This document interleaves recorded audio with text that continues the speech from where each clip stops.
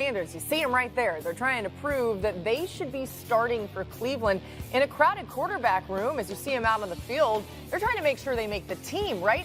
Both quarterbacks, though, sounding pretty optimistic during rookie camp over the weekend. Let's listen in to what they said when they spoke to the media. My job here isn't to prove people wrong. Like, I prove myself right. And I fully have self-belief, you know, and what those people say, that's just their opinion. So I don't truly care. They don't really live in my mental space about that type of stuff. It really doesn't do anything for me. With that, though, what was your reaction when you found out they did draft Shedeur after they drafted you? Yeah, I love it. You know, I love it because of who it is. You know, I think just for us both, you can learn from one another. But also, it's not just us two in the room, at least for right now it is. But, you know, going into the year, Kenny, Joe, and even Deshaun, just a bunch of guys who played a bunch of ball that we can all learn from one another. All right, D. Wood, what do you think of what we heard and saw from Shedeur and Gabriel this weekend? Yeah, listen, I think the media out there in Cleveland, you know, drumming up the fact that it's two rookie quarterbacks, the competition. I think both of those guys did a good job of not allowing it to wedge and become the focal point of the whole weekend. And listen, they're going to have to earn their keep. They're both, you know, 3rd and 5th round draft picks respectively. Nothing's going to be given to them. And so by all accounts, they had a pretty good weekend. You know, they're still going to be in stiff competition with 2 veteran guys. And obviously with Kevin Stefanski calling the plays, is, you know, we're going to see if one of these guys emerges later on in training camp. Yeah, and I think the Browns are open to that possibility, D. Wood. Now, the 2 veteran guys you mentioned, obviously, Joe Flacco and Kenny Pickett. We don't expect Deshaun Watson to be a factor as he recovers from his injury. I would think they open up, the offseason program and training camp with Flacco as the #1 guy because he's got the most experience. But they're going to try and get all these guys as many reps as possible in their rookie minicamp, which is almost always classroom heavy and not a lot of on-field work.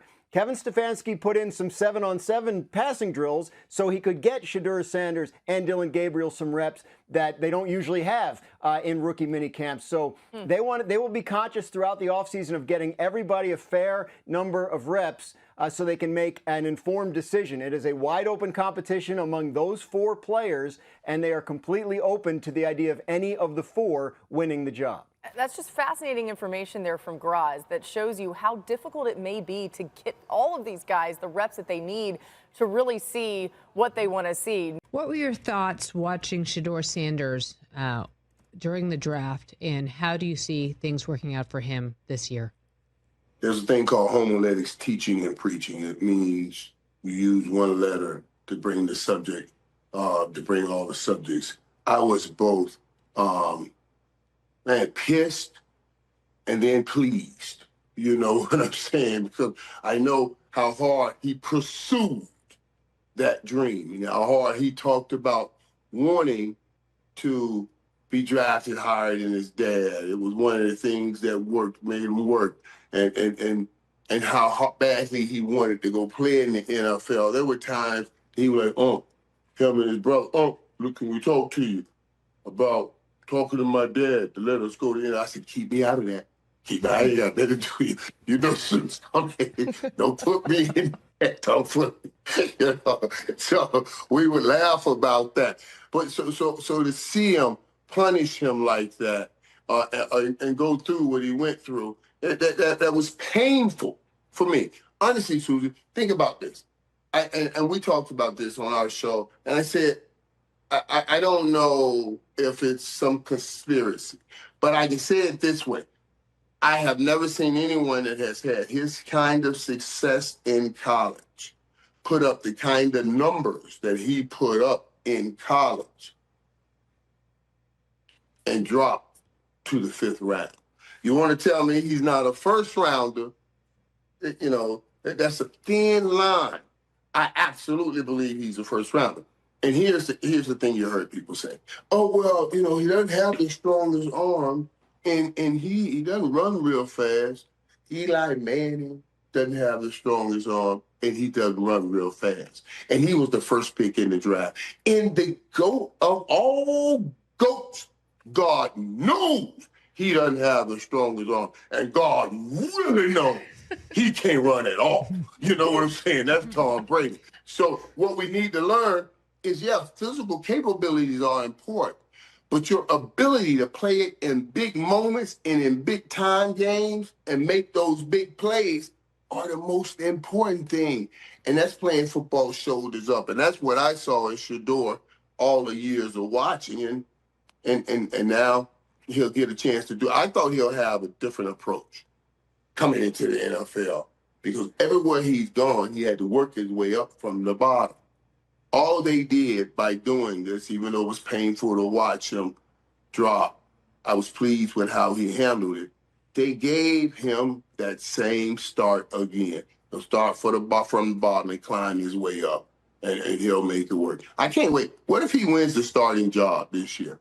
Well, I mean, then what is everybody going to say? Cleveland was brilliant, or was the rest of us smart-ass dummies, and we missed it? Yeah, because he basically has had a great minicamp. In early May, he was out there competing, and we all know that it's Joe Flacco, Kenny Pickett, Dillon Gabriel, and himself as Deshaun Watson rehabs. But even so, you're absolutely right. I mean, is this another one like Colleen? You can jump in if you want, but like, I think it's just an interesting question. Will they look brilliant, or will they just look lucky? Yes. Will Cleveland look brilliant? I think that is something that could actually happen. No one has ever said that, ever, in the history. The quarterback race in Cleveland, we saw guys get out there, wing it around a little bit. We even heard from the two rookies in front of a microphone. What are you hearing out of Cleveland first blush with this situation, Tom? I would start here. The pick for the Browns was Dillon Gabriel. That was the quarterback they targeted. That was the guy they took in the third round. That absolutely was Kevin Stefanski's guy. It sounds like that was also Andrew Berry's guy. The Shedeur Sanders pick was because you're in the fifth round and you've got a guy who certainly has higher than fifth round talent. Again, it's a dart throw. You're taking as many bites at the apple as you possibly can and hoping that one of these guys works out. Why not take a stab at a guy in the fifth round? You know, you've got Kenny Pickett there. You've got Joe Flacco there. I would say just going into this, you would say Joe Flacco has the leg up because the coaches know him, because he knows that system. He's functioned in that offense before. Kevin Stefanski's gone to the playoffs with him. He knows that he can trust Joe. Realistically, Joe's probably not starting 17 games this year. You know, he's been a very durable quarterback through the course of his career. But, you know, the odds that at 41 years old, I believe he is, that he's going to play the entire season, you'd probably say that that's an unlikely type of a scenario. So based on what I hear, it sounds like it's wide open. It sounds like they're going in with open minds into this competition. The real question is going to be, it's one thing for, and I know that Kevin Stefanski said, don't read too much into the reps and rookie minicamp. It's very, very early. There's plenty of reps to go around. Well, as you get deeper into the summer and those veterans come back with Flacco and with Pickett, Deshaun Watson's not going to be ready for anything in the offseason. We'll see if he ultimately is able to do anything on the field even during the course of the regular season here. But when you've got four guys, there's reasons a lot of teams philosophically want to pare that down and really roll with three in training camp. So very quickly as we get into the OTA portion, you'll see how they're dividing those reps. You'll see what the order is. I would anticipate just going in based on how, you know, these things tend to go. It'll be Flacco, then Pickett, then Gabriel, and then Shedeur Sanders getting the fourth reps or splitting the third reps or however they do it here. But that's got a chance to evolve. And by the time we get to training camp, I would certainly think that Kevin Stefanski's going to want to have a real good idea of, okay, here's the 2 or 3 guys we've got to give those reps to. Does that mean that you're cutting somebody or trading somebody? Not necessarily, but it does mean you're going to be shifting those reps in a certain direction. That'll give us an early read on how they're looking at that position going into 2025. Well, I don't know. What do we give, guys? Mid-June till we hear the Shedeur's not that bad stories. You know, Shedeur is not, I mean, we're not seeing any indication of any of those, you know, off the field, look at me, red flags. You know, he's actually a pro. He knows the grindstone. You already getting those stories coming out of Cleveland, Tom? Or am I just, am I front-loading it? right now. Well, I would say on this, him. nobody in terms of Shedeur Sanders' approach, his work ethic, his study habits, nobody said a bad word about that through the course of the process. It was a lot of other different things that went into the Shedeur evaluation. So I have no doubt that he's going to come in and he's going to do things the right way in terms of how he is in meetings and how he is on the practice field. I would say, let's see what's happening.